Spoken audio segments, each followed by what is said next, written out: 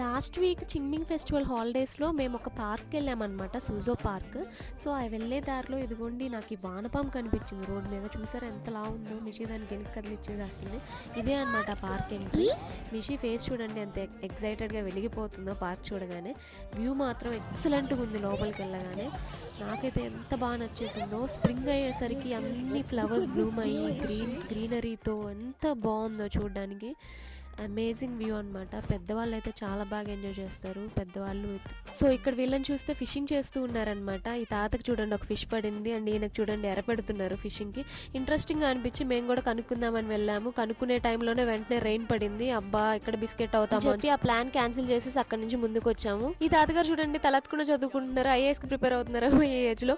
ఒక పక్కన ఈ అక్క ఏమో మార్షల్ ఆర్ట్స్ చేస్తుంది వాళ్ళ డాడీ ఆధ్వర్యంలో, ఇంకొక పక్క ఏమో ఈ బామ్మలు డాన్స్ చేస్తూ ఉన్నారు. చైనాలో ఎక్కడికి వెళ్ళినా ఈ డాన్సింగ్ బామ్మలు మీకు కనిపిస్తారు. వీళ్ళ రిచువల్ అనమాట. సో ఈ వీడియో